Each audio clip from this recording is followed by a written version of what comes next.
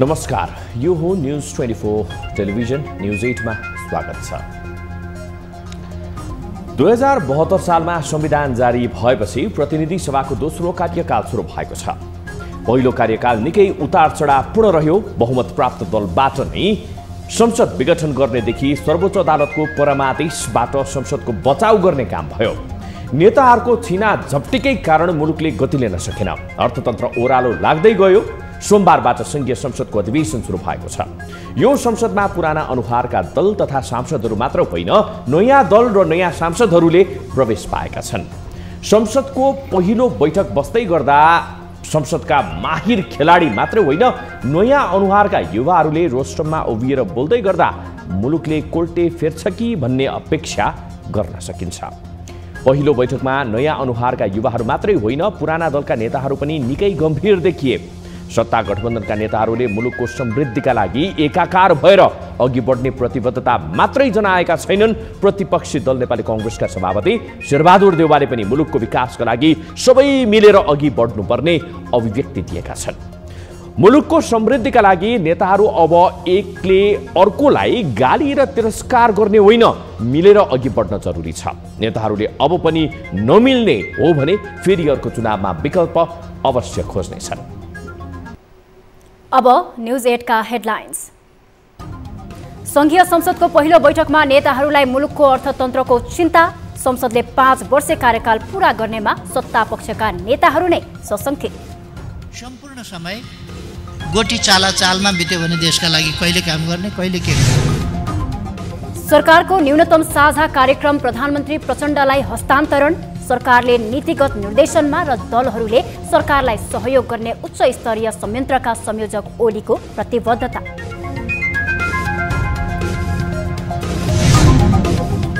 प्रदेश 1 मा मुख्यमन्त्री नियुक्तिसँगै सत्ता गठबन्धनमा किचलो। माओवादीद्वारा शपथ ग्रहण कार्यक्रम नै बहिष्कार। हाम्रो कुराकानी हामी संयुक्त सरकार बनाएर 5 वर्ष अगाडि बढ्ने र हाम्रो तर्फबाट प्रदेशमा सुशासन। नयाँ सरकारले अर्थतन्त्रमा देखिएको समस्या समाधानमा पहल थाल्दा लगानीकर्तामा उत्साह। 20 दिन अघि 1800 हाराहारी रहेको शेयर बजार 2200 बिन्दुभन्दा माथि पुग्यो। हामी छिटो र प्रभावकारी दिशामा अघि बढ्दै छौं। र पब्जी विश्वकपमा नेपाली युवाहरूलाई ऐतिहासिक सफलता। 5.5 करोड भन्दा बढी पुरस्कार जित्न सफल।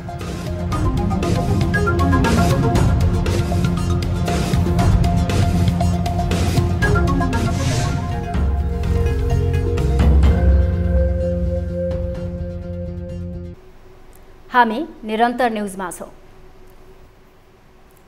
संविधान जारी भएपछि प्रतिनिधि सभाको दोस्रो कार्यकाल सुरु भएको छ। पहिलो कार्यकालमा विभिन्न उतार चढावका बीच संसदको 5 वर्ष कार्यकालले पूर्णता पायो। हाल संसदमा धेरै दलहरूको प्रतिनिधित्व रहेको र कसैको पनि बहुमत नपुग्ने अवस्थामा संसदले पूर्ण कार्यकाल काम गर्न पाउला त? हेरौं यो रिपोर्ट। प्रतिनिधि सभाको अघिल्लो कार्यकाल 2 पटकसम्म विघटन भयो। सर्वोच्चले संविधानको व्याख्या सहित संसद विघटन विफल तुल्याइदिएपछि मात्र उक्त संसदले 5 वर्ष काम गर्न पायो। नेकपा एमाले र माओवादी केन्द्रबीचको तत्कालीन वाम तालमेलले झण्डै 2/3 मत प्राप्त गरेको थियो। संविधान विपरीत गएर एमाले अध्यक्ष तथा तत्कालीन प्रधानमन्त्री केपी ओलीले संसद विघटन गरेको भन्दै त्यसको प्रतिकारमा खरो उत्रने माओवादी अध्यक्ष पुष्पकमल दाहाल अहिले उनै ओलीको समर्थनमा प्रधानमन्त्री नियुक्त भएका छन्। त्रिशंकु संसद र संसदमा विविधता देखिएको यो पटक संसदको कार्यकाल 5 वर्ष टिकाउन झनै मुस्किल पर्ने नेताहरूको आशंका छ। विघटन गर्न पाउनुपर्छ, विघटन गर्ने कुरा हिजो पनि उत्तम थियो, भोलि पनि परे पनि विघटन हुन्छ भन्ने आज प्रधानमन्त्रीको समर्थकले त्यो भन्नुभयो। विघटन गर्नु भनेको प्रतिगामी कदम हो भनेर हिजो पार्टी नै नयाँ बनाएर आन्दोलन गर्न आउनुभएको आज प्रधानमन्त्रीमा हुनुहुन्छ। यो समस्या त देखियो। हेर्नुहोस्, संसदको चुनौती त धेरै छन्। यो संसदलाई स्थायित्व दिने, सरकारलाई स्थायित्व दिने र लोकतान्त्रिक अभ्यासलाई अगाडि बढाउने, जनताको हितमा कामहरू गर्ने। कुनै पनि दलको बहुमत नआएको वर्तमान संसदमा 7 दलको सहमतिमा माओवादी अध्यक्ष दाहाल प्रधानमन्त्री बनेका हुन्। दाहाल नेतृत्वको सरकार भए पनि एमाले अध्यक्ष केपी ओलीसँग सरकारको चाबी छ। सरकार आलो पालोमा चलाउने सहमति नै भएको छ। संसदले पनि स्थायित्व पाउँछ भन्नेमा सत्तापक्षका नेताहरू नै आशंका व्यक्त गर्छन्। संसदको गढी जोखिमपूर्ण छ, त्यो हामी सबैलाई थाहा छँदैछ। तर यो नेपालको संसदको अब अनिवार्य नियति हो। र यो कुरालाई बुझेर हामीले काम गर्नुपर्ने छ र राजनीतिक दलहरूको बिचमा सहकार्य गर्ने, संवाद गर्ने, कोलाबोरेसन गर्ने, सँगै काम गर्ने, पार्टनरसिप गर्ने संस्कृतिको विकास हुँदै जानेछ। अब यसमा त मुख्य गरी नेपालको भू राजनीति चाहिँ हो, यसमा यही हुन्छ भनेर भन्न सकिँदैन। हामीलाई विश्वास चाहिँ के छ भने संसद 5 वर्ष पुरा चल्नुपर्छ भन्ने कुरा नै हो। पटक पटक चुनाव गराउनु राम्रो कुरा चाहिँ होइन। संविधानको धारा 85 मा संसदको कार्यकाल 5 वर्ष रहने सम्बन्धी स्पष्ट व्याख्या गरिएको छ। यद्यपि धारा 76 बमोजिम संसदबाट सरकार गठन हुन नसके वा विश्वासको मत प्राप्त गर्न नसके अल्पकालमै संसद विघटन हुन सक्ने विशेष परिस्थिति रहेको छ। सोही प्रावधानको गलत व्याख्या गर्दै यसअघि पूर्व प्रधानमन्त्री ओलीले 2 पटक संसद विघटन गरेका थिए। यस्तो प्रवृत्ति फेरि दोहोरिन नदिन हालको संसदले विशेष ध्यान दिनुपर्ने देखिन्छ। न्युज 24 टेलिभिजनका लागि क्यामेरामा कान्छा डङ्गोलका साथमा टिभी जर्नलिस्ट सुजन चालिसे, काठमाडौँ। देश संघीय संरचनामा गइसकेपछिको दोस्रो कार्यकालका लागि संघीय संसदको पहिलो बैठक सोमबार संसद भवन नयाँ बानेश्वरमा बस्यो। यसपटक केही नयाँ पार्टीहरूको पनि संसदमा प्रवेश भएकाले कस्तो होला संसदको पहिलो बैठक भन्ने उत्सुकता थियो। सोमबार संसदको पहिलो बैठकमा नै सांसदहरूले मुलुकको अर्थतन्त्रको अवस्थाप्रति चिन्ता व्यक्त गरे। तर त्यसका कारक भने आफू नभएको भन्दै एकले अर्काको कटाक्ष गर्न भने छाडेन। एक रिपोर्ट। नेकपा एमाले सहित 7 दलको समर्थनमा माओवादी केन्द्रका अध्यक्ष पुष्पकमल दाहाल प्रचण्डले पुस 10 गते प्रधानमन्त्रीमा शपथ लिए। स्थानीय तहको निर्वाचनदेखि सङ्घ र प्रदेशको निर्वाचनमा भएको गठबन्धन भत्किएर नयाँ गठबन्धनको सरकार बनेपछि यसअघिका गठबन्धनमा रहेका दलहरूले एकले अर्कालाई आरोप प्रत्यारोप गरिरहेका छन्। यही आरोप प्रत्यारोपका बीच सोमबार सुरु भएको संघीय संसदको पहिलो बैठकमा सांसदहरूले देशको बिग्रदो अवस्थाको चित्रण गरेका छन्। पहिलो संसद बैठकमा सम्बोधन गर्दै एमाले अध्यक्ष एवं पूर्व प्रधानमन्त्री केपी शर्मा ओलीले देशको अर्थतन्त्र गम्भीर अवस्थामा रहेको बताए। उनले अबका दिनमा अर्थतन्त्रको समस्या समाधानका लागि सकारात्मक समाधान खोज्नुपर्ने आवश्यकता औल्याए। जनजीवन कष्टकर बन्द छ। यस्तो अवस्थामा निर्वाचनपछि हो प्रतिनिधि सभा। यी सबै समस्याहरूको सकारात्मक समाधान खोज्नुपर्ने र देशलाई पछाडि सर्न होइन, त्यसबाट रोकेर अगाडि बढाउनु पर्ने उत्तरदायित्व बोकेर यो प्रतिनिधि सभा यहाँ उपस्थित भएको छ। ओलीले देशको अर्थतन्त्रको मात्रै चिन्ता गरेनन्, आफ्नो समर्थनको सरकार बन्न नपाउँदै भत्काउने षड्यन्त्र भइरहेको आशंका व्यक्त गरे। लोकतान्त्रिक मूल्य मान्यतामा सांसद र नेताहरूको सम्पूर्ण समय गोटी चालमा बित्यो भने देशका लागि कहिले काम गर्ने, कहिले के गर्ने। त्यसकारण गोटी चाल होइन, काम गर्ने बाटो समात्नु। पूर्व प्रधानमन्त्री एवं कांग्रेस सभापति शेरबहादुर देउवाले संघीय लोकतान्त्रिक गणतन्त्रात्मक शासन व्यवस्थाको सुदृढीकरणमा जोड दिए। संघीय लोकतान्त्रिक गणतन्त्रात्मक शासन व्यवस्थाको सुदृढीकरणका लागि संविधानको सुरक्षा, संविधानको भावना अनुरूप कार्यान्वयन गर्न आवश्यक रहेको उनको भनाइ थियो। रचनात्मक प्रस्तुति हुँदैछ। जनताको जीवनसँग जोडिएको विषयमा हाम्रो विशेष ध्यान जानेछ। सभामुख महोदय, अन्तमा एकपल्ट पुनः नवनियुक्त प्रधानमन्त्री मान्य पुष्पकमल दाहाल र सबै मान्य सांसद सदस्यहरूलाई हार्दिक बधाई र कार्यकालको शुभकामना व्यक्त गर्दछु। मंगलबार मात्रै विश्वासको मत लिन लागेका प्रधानमन्त्री पुष्पकमल दाहाल प्रचण्डले संसदको पहिलो बैठकमा सुशासन र समृद्धिका सपना बाँडे। समृद्धिका साझा प्रतिबद्धताहरू पूरा गर्नकै लागि सबै राजनीतिक दलहरूलाई एक ठाउँमा उभिन पनि उनले आह्वान गरे। उनले प्रतिक्रियाको नभई क्रियाको राजनीति गरेर मात्रै आफूहरूले मुलुकमा देखा परेको समस्याहरूको समाधानको सूत्र खोजी गर्न सकिने पनि स्मरण गराए। हामी सुशासन दिन सक्छौं या सक्दैनौं, जनताको जीवनमा सार्थक परिवर्तन ल्याउन सक्छौं या सक्दैनौं, यो संसद हाम्रो परीक्षाको केन्द्र पनि हो। जनताले हामीबाट असाधारण संकल्पको अपेक्षा गरेको छ। परम्परागत अभ्यास र राजनीतिले मात्रै हामी जनतामा जान सक्ने अवस्थामा छैनौँ। प्रचण्ड नेतृत्वको वर्तमान सरकारलाई समर्थन गरेको राष्ट्रिय प्रजातन्त्र पार्टीका अध्यक्ष राजेन्द्र लिङदेनले देशलाई शिरमा राखेर मुलुकका समस्याहरू सामूहिक रूपमा समाधान गर्नेतर्फ अग्रसर हुनुपर्नेमा जोड दिए। कसैले कसैलाई निषेध गरेर अघि बढ्ने अवस्था नरहेको भन्दै उनले सबैले सबैलाई स्वीकारेर आपसी समझदारीमा काम गर्न सुझाए। जनताले कुनै एउटा राजनीतिक दलमाथि पूर्ण रूपमा विश्वास गर्न सकेन र यो जनादेशले भन्यो कि तिमी कुनै पनि राजनीतिक दल एक्लै अगाडि जान सक्दैनौ र कुनै पनि राजनीतिक दल र विचारलाई निषेध गरेर जान सक्दैनौ। नेकपा एकीकृत समाजवादीका अध्यक्ष एवं पूर्व प्रधानमन्त्री माधव कुमार नेपालले राजनीति र समाजका समस्याहरूलाई पहिलो प्राथमिकता दिएर काम गर्न नयाँ सरकारलाई आग्रह गरे। नेता नेपालले पनि मुलुकको आर्थिक सङ्कटग्रस्त अवस्थालाई चिर्नुपर्नेमा जोड दिए।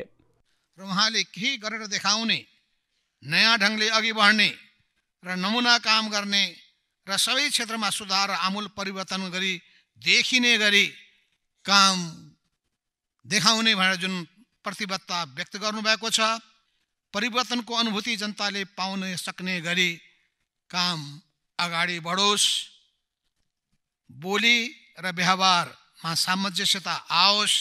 लामो समय राज्य विखण्डनको आरोप खेपेर राष्ट्रिय राजनीतिमा आएका जनमत पार्टीका अध्यक्ष डाक्टर चन्द्रकान्त राउतले शिक्षा, स्वास्थ्य, रोजगारी जस्ता जनसरकारको मुद्दाहरूलाई सम्बोधन गर्न सरकार प्रतिबद्ध रहने बताए। उनले आफ्नो पार्टी संघीय लोकतान्त्रिक गणतन्त्रको रक्षाका लागि सदैव प्रतिबद्ध रहने बताए।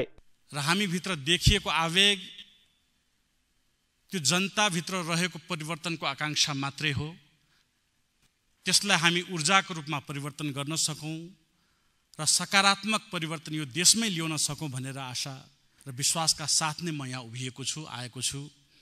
जसरी यो बहुभाषिक, बहुसांस्कृतिक, बहुधार्मिक, बहुराष्ट्रिय देश हो, त्यो आधारमा संहिता यो देशका लागि अपरिहार्य छ भनेर म स्मरण गराउन चाहन्छु।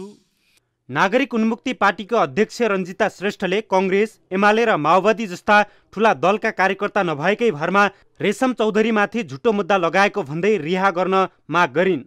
थारू भएकै कारण रेशम चौधरी लगायतका थारूहरूलाई मुद्दा लगाएको भन्दै उनले आपत्ति जनाइन्। रेशम चौधरीलाई किन मुद्दा लगाइयो? कांग्रेस, एमाले, माओवादी जस्ता ठूला राजनीतिक दलको कार्यकर्ता नभएकै कारण छुट्टा मुद्दा लगाइयो र मलाई लाग्छ थारू भएकै कारण रेशम चौधरी लगायतका आज कारागारमा हुनुभएका सम्पूर्ण राजबन्दीहरूलाई मुद्दा लगाइएर यो राज्यले 5 वर्षदेखि थुनेर राखेको छ। अध्यक्ष श्रेष्ठले सर्वोच्च अदालतको लाल आयोगको प्रतिवेदन सार्वजनिक गर्नु भन्ने फैसलाको प्रतिलिपि ज्येष्ठ सदस्य सभामुखलाई बुझाएकी थिइन्। त्यस्तै राष्ट्रिय जनमोर्चाका अध्यक्ष चित्रबहादुर केसीले पनि राजनैतिक दलहरूको चरित्रको आलोचना गरे। उनले राजनीतिक दलदेखि संघीय व्यवस्थाको पनि आलोचना गरेका छन्। खास गरेर जनताको यो गणतन्त्रप्रति, यो व्यवस्थाप्रति, यो संसदीय व्यवस्थाप्रति असाध्यै निराशा छ। हाम्रो तालुकको विषय के हो भने तपाईँ चाहिँ गणतन्त्र कसैले फोकटमा दिएको होइन। हामीले तपाईँ चाहिँ लामो समय सङ्घर्ष गरेर तपाईँ चाहिँ नि स्थापना गरेको गणतन्त्र हो। प्रतिनिधि सभाको पहिलो बैठकमा दलका नेताहरूले गम्भीरतापूर्वक बोलेका कुरा कार्यान्वयनमा ल्याउन जरुरी छ। जसरी संसदको पहिलो बैठकमा राष्ट्रको चिन्ता व्यक्त गरेका छन्, त्यसरी नै मिलेर अघि बढेमा मात्रै मुलुकले कोल्टो फेर्नेछ। अन्यथा नयाँ सांसद पनि कागलाई बेल पाक्यो हर्षना विस्मात हुनेछ। न्युज 24 टेलिभिजनका लागि राजनीतिक ब्युरो। सत्ता साझेदार दलहरूले स्थिर र जनमुखी सरकारको नारा लगाइरहँदा प्रमुख प्रतिपक्ष दल नेपाली कांग्रेस भने गठबन्धन लामो समय नटिक्नेमा ढुक्क छ। सरकारमा रहेका दलहरू बीचको भागबण्डा र विगतको नियतिले पनि कांग्रेसमा विश्वास अझै चुलिएको छ। एक रिपोर्ट। एमाले र माओवादी नेतृत्वको गठबन्धन लामो समय नटिक्ने प्रमुख प्रतिपक्षी दल नेपाली कांग्रेसको ठहर छ। 7 दलीय गठबन्धन स्वार्थ समूहहरूको गठजोड भएको बताउँदै आएको कांग्रेस अझै पनि ढिलो चाँडो सत्ताको चाबी आफ्नो हातमा आउनेमा विश्वस्त देखिन्छ। नेपाली कांग्रेसका महामन्त्री गगन कुमार थापाले भागबण्डा र विगतको धोकाले गठबन्धन लामो समय टिक्न नसक्ने र छिट्टै सत्ताको नेतृत्वमा नेपाली कांग्रेस नै पुग्ने संकेत गरेका छन्। यो संसदको ठुलो दल भएकोले कुनै बिन्दुमा हामीले नै सरकार चलाउनु पर्ने अवस्था आयो भने त्यो बेलामा नेपाली कांग्रेस हात बाँधेर टाउको मुन्टो चाहिँ सरकार त चलाउँदै चलाउँदैन भनेर हल्लाएर बस्दैन। तर आजको रियालिटी के हो भने आज हामी प्रतिपक्षमा हामी यो बेलामा प्रतिपक्षमा पुग्यौँ। हामी इच्छा थिएन तर पुग्यौँ। त्यसैले हामीले यो बेलामा आजको मैले जस्तो भनेको अहिले 76-2बाट सरकार बनिरहेको यो घडीमा चाहिँ हामी यसलाई बदल्ने, विश्वासको मत दिने, यहाँभित्र छिर्ने यो कुनै पनि प्रयासहरू हामी गर्दैनौँ, गर्नु हुँदैन। यसो त 2074 को निर्वाचनपछि पनि एमाले र माओवादी गठबन्धनमा 64% जनमत सहितको बलियो सरकार नबनेको होइन। उक्त वाम सरकार पनि दुई नेताहरूको शक्ति स्वार्थकै कारण 3.5 वर्षमै ढल्न पुग्यो र प्रतिनिधि सभामा 23 सिटमा खुम्चिएको कांग्रेसले सरकारको नेतृत्व लिनु पर्यो। यसपटक त सत्ता गठबन्धनमा विभिन्न विचार राख्ने 7 दलको सहभागिता रहेकाले पनि गठबन्धन लामो समय टिकाउने चुनौती छ। प्रदेश 1 सरकार गठनको विषयमा त अहिले नै किचलो सुरु भइसकेको छ। सोही नियतिलाई हेरेर होला कांग्रेसको हातमा फेरि पनि सत्ताको नेतृत्व गर्ने अवसर आउने महामन्त्री विश्वप्रकाश शर्माको ठम्याइ छ। जसले हामीले बनाएको सरकार त अहिले होइन, जसले बनाउनु भएको छ बनाउनेहरू नै यो सरकार 5 वर्ष रहन्छ भन्नेमा त हुनुहुन्न भने विपक्षले त यो भन्नै परेन कि politics is the game of possibilities त भन्नै परेन नि।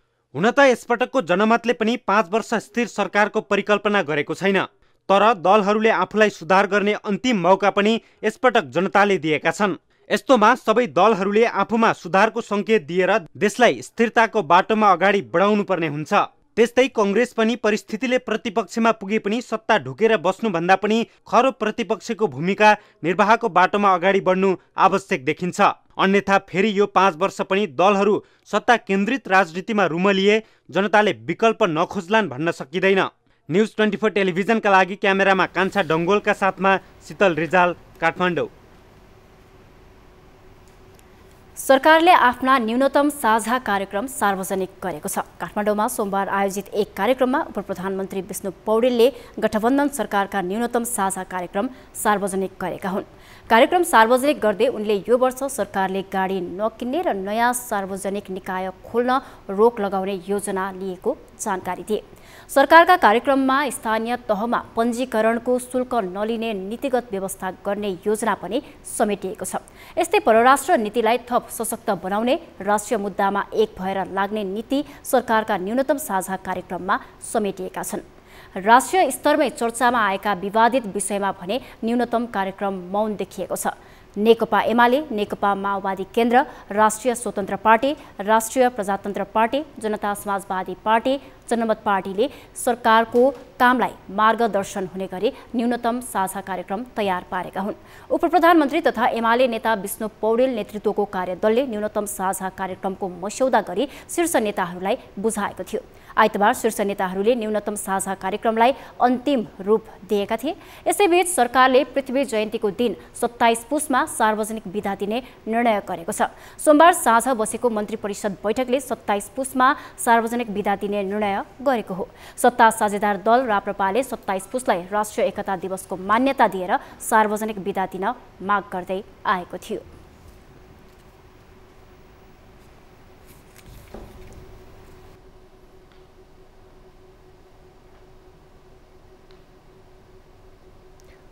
हामी निरन्तर न्यूजमा छौं।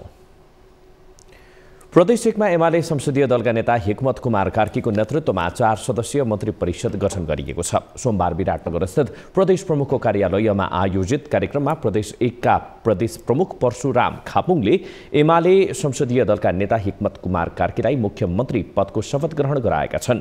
यसैगरी प्रदेश प्रमुख खापुङले एमालेका सांसद तिलकुमार मेयाङबो, राप्रपाका भक्ति सिटौला र जनता समाजवादी पार्टीकी निर्मला लिम्बुलाई मन्त्री पदको शपथ गराएका छन्।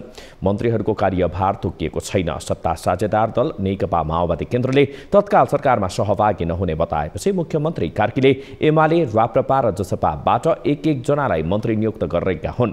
शपथ ग्रहणपछि सञ्चारकर्मीसँग कुराकानी गर्दै मुख्यमन्त्री हिक्मत कुमार कार्कीले आफ्नो नेतृत्वको सरकारले जनतालाई प्रदेश सरकारको आभास दिलाउने गरी काम गर्ने बताएका छन्।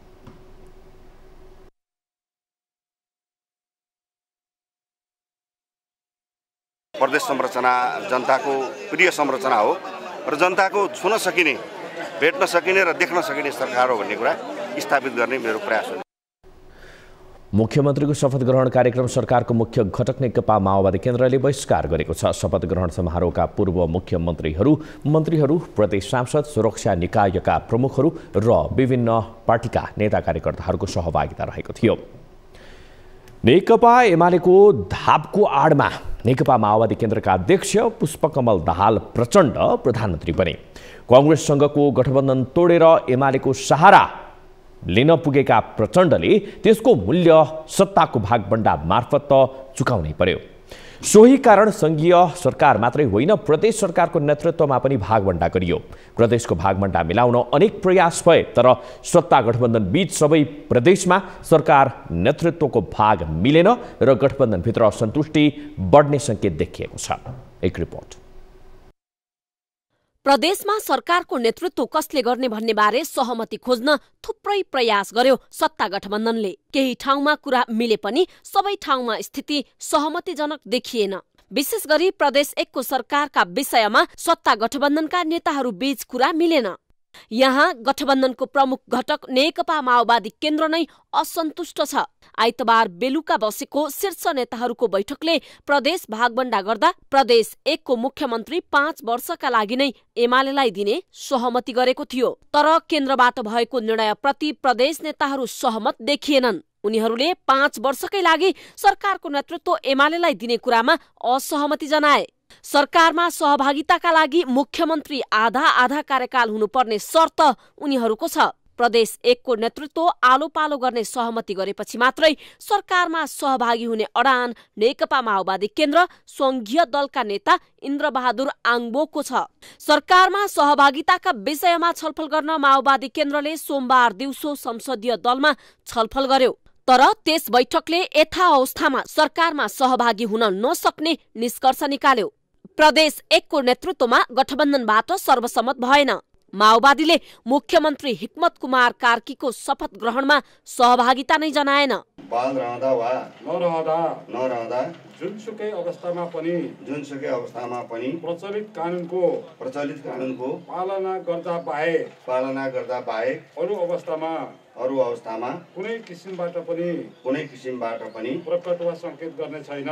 माओवादीको शपथ ग्रहण बहिष्कारकै बीच सत्ता गठबन्धनबाट मुख्यमन्त्री बनेका एमाले नेता हिक्मत कुमार कार्कीले भने मन्त्रीमण्डल नै विस्तार गरिसकेका छन्। हाम्रो कुराकानी हामी संयुक्त सरकार बनाएर 5 वर्ष अगाडि बढ्ने र हाम्रो तर्फबाट प्रदेशमा सुशासनको प्रतिबद्धता दिलाउने भन्ने कुरा हाम्रो कमिटमेन्ट हो। यो न्यूनतम साझा कार्यक्रममा पनि आउँछ। यसरी सत्ता गठबन्धनकै प्रमुख घटक बीच देखिएको टकरावले प्रदेश 1 सरकारको भविष्य र गठबन्धनको धरातललाई कमजोर बनाउने संकेत देखिएको छ।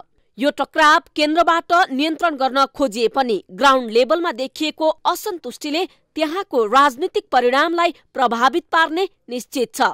हुन त केन्द्रबाट प्रदेशको नेतृत्वका विषयमा सहमति जुटाएर निर्णय पठाए पनि सबै प्रदेशमा सन्तुष्टिको अवस्था भने झल्किँदैन। भागबण्डा मिलानमा प्रदेशतर्फ सत्ता गठबन्धनले अहिलेलाई थामथुम पारे पनि असन्तुष्टिको बीजारोपण तीखो बनेको प्रदेश 1 को अवस्थाले पनि देखाउँछ। यस पहिले एमाले अध्यक्ष केपी शर्मा ओली नेतृत्वको सरकार हुँदाको अवस्था हेर्ने हो भने पनि प्रचण्ड र ओली बीचको टकराव उत्कर्षमा पुग्नु पहिले कर्णाली प्रदेशबाट असन्तुष्टिको बीजारोपण तिखारिएको थियो।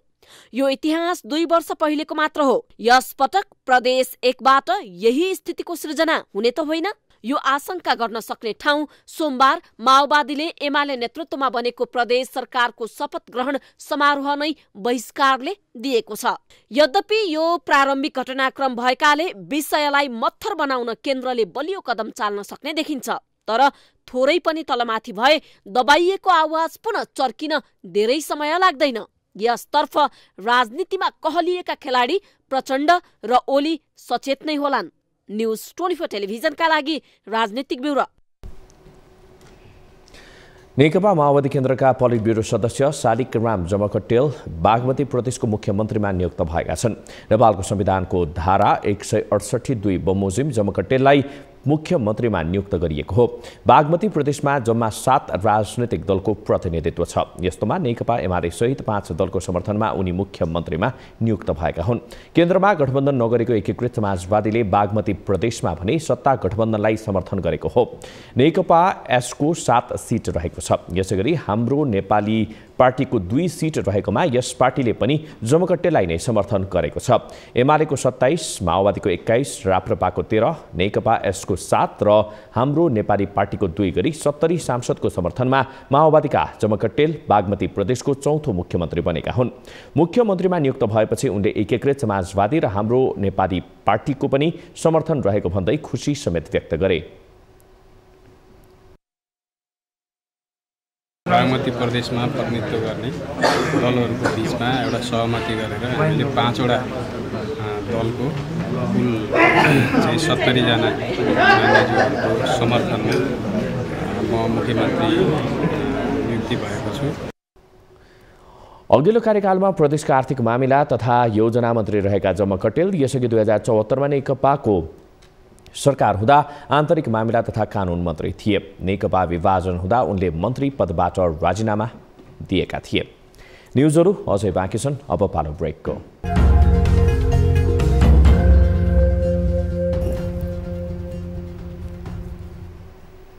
हामी निरन्तर न्युजमा छौं। विदेशमा श्रम गर्न जानु नेपालीहरूको नियति नै बनेको छ। मुलुकमा उचित रोजगारी अभावको जर्जर अवस्थाले दिनहुँ विदेशीहरूको लड्को देखिन्छ विमानस्थलमा। उनीहरू मजदुरी गरेरै भए पनि सामाजिक रूपमा आर्थिक अवस्था बलियो बनाउने चाहना बोकेर जहाज त चढ्छन्, तर जहाज चढेर देश छाडेका सबैका सपना पूरा हुँदैन। कतिले उतै ज्यान गुमाउँछन् त कतिलाई मेन पावर कम्पनीले लुट्छ र जीवन बन्धक भइदिन पुग्छ। पछिल्लो समय मलेसियामा 19 जना नेपाली बन्धक हुनु परेको तथ्यले समेत वैदेशिक रोजगारीको नमिठो यथार्थलाई उजागर गरेको छ। एक रिपोर्ट। प्रधानमन्त्री पुष्पकमल दाहाल प्रचण्डलाई कहीँबाट सूचना आयो मलेसियामा नेपालीहरूलाई बन्धक बनाइएको छ।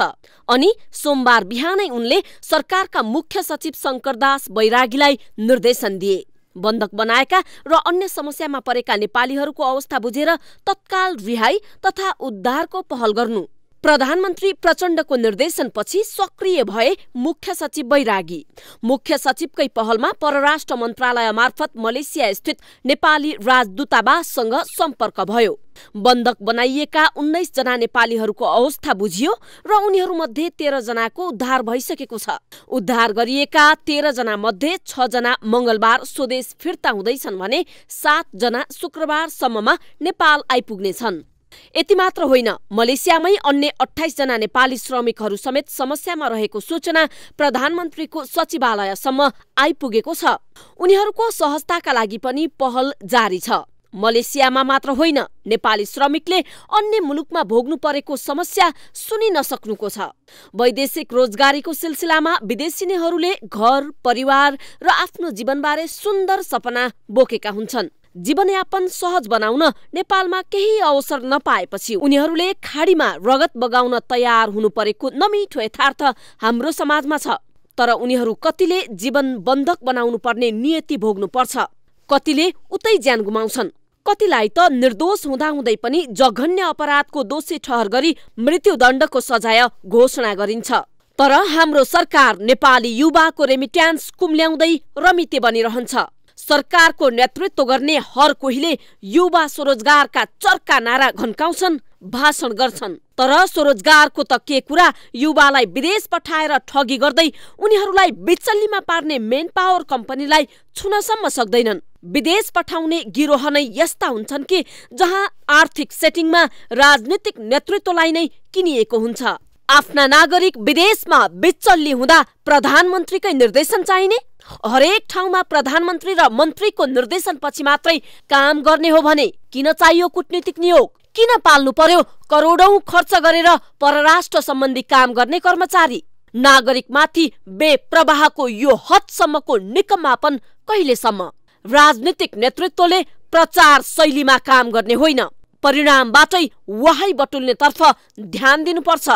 राजनीतिक लगामले देशमा व्याप्त विकृतिलाई हटाउनेतर्फ सरकार उदासीन नबनोस्। न्युज 24 टेलिभिजनका लागि राजनीतिक ब्युरो। नेपालको दुर्गम जिल्लामा मात्र होइन, केन्द्रीय राजधानी काठमाडौँकै सडकहरू पनि समयमै सम्पन्न हुन सक्दैन। जम्मा 1.5 किलोमिटरको नक्खु भैँसीपाटी सडक 7 वर्षसम्म पनि निर्माण सम्पन्न हुन सकेको छैन। ठेकेदार कम्पनीले खानेपानी लगायतका विभिन्न समस्या देखाएर सडक निर्माण कार्य अधुरो राखेको छ। एक रिपोर्ट। काठमाडौँ उपत्यकाभित्रको ललितपुर महानगरपालिका वडा नम्बर 18 र 25 मा पर्ने नक्खु भैँसीपाटी सडक खण्ड योजना आर्थिक वर्ष 2072-73 मा सुरु भएको थियो। झण्डै 7 वर्ष अघि सुरु भएको यो सडक निर्माण कार्य अहिलेसम्म पनि सम्पन्न हुन सकेको छैन। यो सडक निर्माणको ठेक्का आशिष सीएम बिरुवा कन्स्ट्रक्सनले पाएको थियो, तर मुआब्जा, क्षतिपूर्ति, खानेपानीको पाइप लगायतका कारण देखाउँदै कन्स्ट्रक्सन कम्पनीले हदम्याद सार्दै आएको छ। वर्षौंदेखि बाटोभरि छरिएर फ्याँकिएका निर्माण सामग्रीबाट आउने प्रदूषणले पसल नै बन्द गर्नुपर्ने अवस्था छ। दिनभरि धुलाम्य हुने सडक साँझपख पानीले हिलाम्य हुन्छ। मेरो घरमा बुढी आमा हुनुहुन्छ 76 वर्षको, उहाँलाई सास फेर्नै गाह्रो भइसक्यो। अर्को छोरा छ 10-11 वर्षको, उसलाई यति गाह्रो भइसक्यो, यति हामी बिरामी परिराखेका छौँ। जो आए पनि यस्तो धुलो के भयो तपाईँको त यस्तो भन्छन्, अब के गर्नु। लामो समयदेखि निर्माण हुन नसकेको यो सडक निर्माणका लागि स्थानीयले नगरपालिकालाई गुहारिरहेका छन्, तर नगरपालिका भने नाजवाब छ। उपत्यका खानेपानी लिमिटेडले फुटेका पाइप व्यवस्थापन गरेमा 1 महिनाभित्रै काम सकाउने उपत्यका सडक विस्तार आयोजना तथा ठेकेदार कम्पनीको भनाइ छ। खानेपानी संस्थान भनेको आफै पब्लिकसँग पैसा उठाएर सञ्चालन गर्ने संस्था हो। उनीहरू नाफातिर पनि जान सक्छन्। हामी त्यो पैसा उठाउने संस्था परेनौँ होइन। उनीहरूले आफ्नो कुराहरू त सही गर्नु पर्यो नि त। हामीले बिगारेको हामी रेस्पोन्सिबल छौँ, तर आफ्नो सिस्टम त उनीहरूले बनाउने हो नि त। उनीहरूको सिस्टमबाट हामीले केही नछुँदा पनि प्रब्लम छ। अहिले हामी खानेपानीले गरे पनि हामी 1.5 महिना वैशाखसम्म हामी रेडी गर्छौँ सबै। उपत्यका खानेपानी लिमिटेडले भने खानेपानी पाइप अभावले गर्दा व्यवस्थित गर्न नसकिएको बताएको छ। खानेपानीको लागि 20 इन्च मोटाइको पाइप आवश्यक पर्नेमा काठमाडौँ उपत्यका सडक विस्तार आयोजनाले खरिद नगरेको भन्दै आयोजनालाई नै दोष देखाइरहेको छ। त्यो सडकसँग सम्बन्धित कुरा जुन खानेपानीको हाम्रो इन्फ्रास्ट्रक्चर छ होइन, त्यो इन्फ्रास्ट्रक्चर चाहिँ हाम्रो सैबुको भैँसीपाटीको रिजर्भयरबाट पाटनको चाहिँ सहरी क्षेत्रहरू र त्यो एरियाहरूमा चाहिँ सप्लाई गर्ने मेन हाम्रो ट्रङ्क लाइन त्यहाँ छ होइन। त्यो ट्रङ्क लाइन चाहिँ त्यहाँ हुँदाखेरि अब हामीले त्यसलाई चाहिँ अहिले सडक विस्तार सँगसँगै त्यसलाई सिफ्ट गर्नुपर्ने अवस्थाहरू आउँछ। निर्माण कम्पनीले पटक पटक समय थप गर्दै आएको छ, तर पछिल्लो पटक थप गरिएको समय असार मसान्तसम्म पनि सडक निर्माण सकिने देखिँदैन। न्युज 24 टेलिभिजनका लागि क्यामेरामा प्रभात थापाका साथमा टिभी जर्नलिस्ट सूर्य भट्टराई, काठमाडौँ। हामी निरन्तर न्युजमा छौँ। अब बिजनेस न्युज।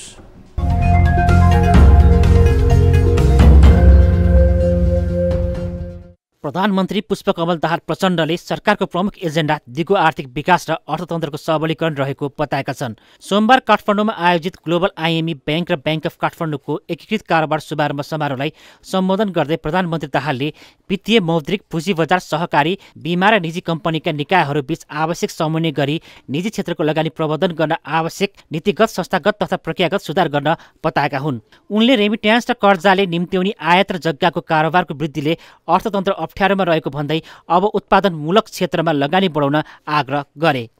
अब ठुला परियोजनामा मात्र होइन, नवीनतम ब्याङ्किङ तथा वित्तीय प्रोडक्ट प्रयोग गरेर आम जनताको वित्तीय क्षेत्रमा पहुँच, वित्तीय साक्षरता र स्वरोजगारका क्षेत्रमा समेत ब्याङ्किङ क्षेत्रले योगदान गर्न जरुरी छ। कार्यक्रममा गभर्नर महाप्रसाद अधिकारीले ब्याङ्क तथा वित्तीय संस्थाहरूको मर्जरले वित्तीय मध्यस्थता लागत घट्दै गएको बताए। मर्जरबाट ठूलो बन्दै गएपछि ब्याङ्कहरू सो नियमनमा बस्नुपर्ने बताए। साथै सानो सानो कर्जालाई प्राथमिकता दिन सुझाव दिए। ब्याङ्क वित्तीय संस्था आफैमा सेल्फ रेगुलेसनमा पनि बेसी जानुपर्ने, आफ्नै नियमन बढाउनु पर्ने र ब्याङ्कसँग भएको रिसोर्सेसलाई बेसीभन्दा बेसी उत्पादनमूलक क्षेत्रमा लगाउनु पर्ने राष्ट्र ब्याङ्कले एक खालको नियम डाइरेक्टेड लेन्डिङहरू ल्याएको छ। कार्यक्रममा उद्योगी व्यवसायीहरूले मौद्रिक नीतिको अर्धवार्षिक समीक्षामा ब्याजदर घटाउन र तरलता सहज बनाउने विषयमा सोच्न राष्ट्र ब्याङ्कलाई आग्रह गरेका थिए। ब्याज दरमा केही कमी ल्याउन पायो भने यसले उद्योगी व्यवसायीहरूलाई ठूलो मनोबल दिन्छ, हाम्रो विश्वास पनि छ। ब्याङ्क नाफा गर्नै पर्छ, ब्याङ्कले नाफा गरिसकेपछि मात्रै जुन लगानी बढ्न सक्छ र त्यसबाट मात्रै अर्थतन्त्र अगाडि बढ्न सक्छ। बैंक अफ काठमाडौँसँगको सफल मर्जर पछि बनेको ग्लोबल आइएमई ब्याङ्कमा हालसम्म 21वटा ब्याङ्क तथा वित्तीय संस्था गाभिएका छन्। यससँगै ग्लोबल आइएमई कुल पुँजी, निक्षेप, कर्जा र शाखा सञ्जालको आधारमा सबैभन्दा ठूलो ब्याङ्क बनेको छ। वित्तीय क्षेत्रलाई सबल र सक्षम बनाउन नेपाल राष्ट्र ब्याङ्कले लिने नीतिलाई पहिलो कार्यान्वयनमा ल्याउने बैंक हामी नै हो भन्ने कुरा पनि यस सम्मानित सभामा जानकारी गराउन चाहन्छु। ब्याङ्कको कुल पुँजीको 57 अर्ब, कुल निक्षेप 4 खर्ब 10 अर्ब, कुल कर्जा 4 खर्ब र शाखा सञ्जाल 1100 पुगेको ब्याङ्कले जनाएको छ।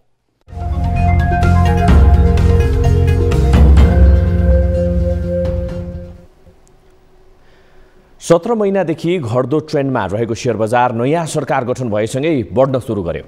चुनावपछि ब्याङ्किङ प्रणालीमा तरलता सहज बन्दै गए पनि पुसमा दबाव पर्न सक्ने भएले लगानीकर्ताले शेयर कारोबार बढाउन सकेका थिएनन्। तर नयाँ सरकारले अर्थतन्त्रमा देखिएका समस्या समाधान गर्न भनेर पहल लिन थालेपछि लगानीकर्ताको मनोबल बढ्न गयो। सोही कारण 20 दिन अघि 1800 हाराहारी रहेको शेयर बजार अहिले 2200 बिन्दुमा भन्दा माथि पुगेको छ।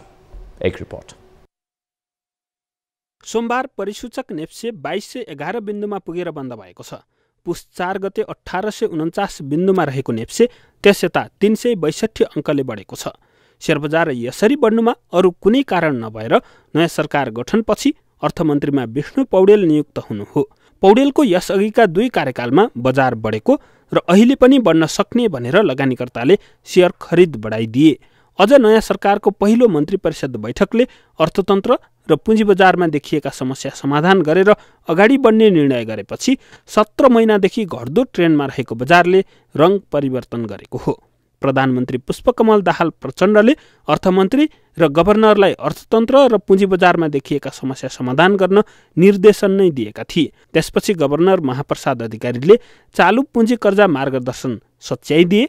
यसले उद्योग व्यवसाय सञ्चालन गर्न भनेर बैंकबाट ऋण लिने र शेयर बजारमा कारोबार गर्नेहरूलाई 2.5 वर्ष ढुक्क बनाइदिएको छ। अझ प्रधानमन्त्री प्रचण्डले सोमबार पुँजी बजारमा देखिएको सकारात्मक अपेक्षालाई विश्वासमा बदल्ने बताएपछि बजारले अझै उचाइ लिन सक्ने अनुमान छ। पुँजी बजार लगायत आम नागरिकमा देखिएको सकारात्मक अपेक्षा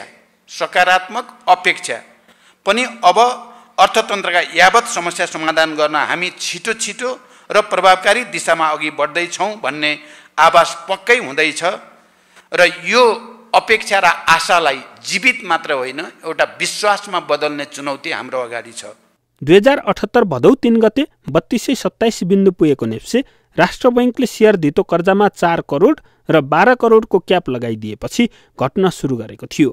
गएको मौद्रिक नीतिबाट 4 करोडको क्याप हटाएर 12 करोड मात्रै बनाइयो। तर ब्याजदर बढ्ने नीति लिँदा बजार अझै प्रभावित भयो। अहिले लगानीकर्ताले मौद्रिक नीतिको अर्धवार्षिक समीक्षामा 12 करोडको क्याप हटाउन र ब्याजदर घटाउन दबाब दिइरहेका छन्। यदि यी माग पूरा भए भने बजारले अझै उचाइ लिन सक्ने लगानीकर्ताको बुझाइ छ। प्राविधिक विश्लेषकहरूले घट्दो ट्रेन्डलाई माथिपट्टि ब्रेक गरेको देखिए पनि बढ्दो लय नसमाइसकेको बताएका छन्। न्युज 24 टेलिभिजनका लागि बिजनेस ब्युरो काठमाडौँ। न्युजहरू अझै बाँकी छन्, अब पालो ब्रेकको।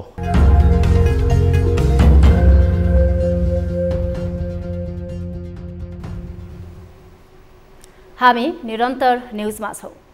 अब 24 वेदर अपडेट।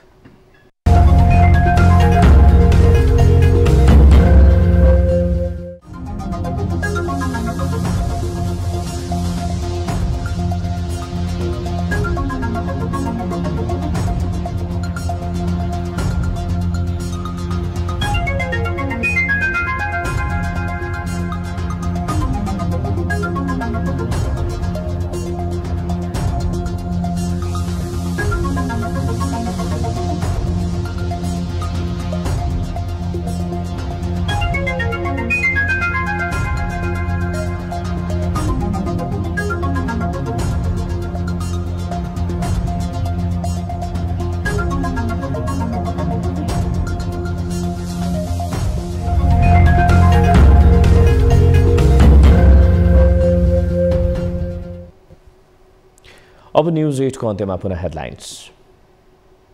संघीय संसदको पहिलो बैठकमा नेताहरूलाई मुलुकको अर्थतन्त्रको चिन्ता, संसदले 5 वर्षे कार्यकाल पूरा गर्नेमा सत्ता पक्षका नेताहरू नै सशंकित।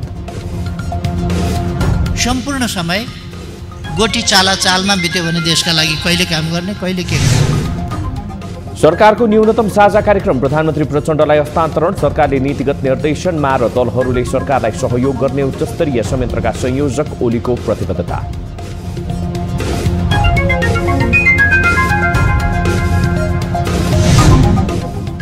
प्रदेश 1 मा मुख्यमन्त्री नियुक्तिसँगै सत्ता गठबन्धनमा किचलो, माओवादीद्वारा शपथ ग्रहण कार्यक्रम नै बहिष्कार। हाम्रो कुराकानी हामी संयुक्त सरकार बनाएर 5 वर्ष अगाडि बढ्ने र हाम्रो तर्फबाट प्रदेशमा सुशासन। नयाँ सरकारले अर्थतन्त्रमा देखिएको समस्या समाधानमा पहल थाल्दा लगानीकर्तामा उत्साह, 20 दिन अघि 1800 हाराहारीमा रहेको शेयर बजार 2200 बिन्दुमा भन्दा माथि पुग्यो। यावत समस्या समाधान गर्न हामी छिटो र प्रभावकारी दिशामा अघि बढ्दैछौँ। र पब्जी विश्वकपमा नेपाली युवाहरूलाई ऐतिहासिक सफलता, 5.5 करोड भन्दा बढी पुरस्कार जित्न सफल।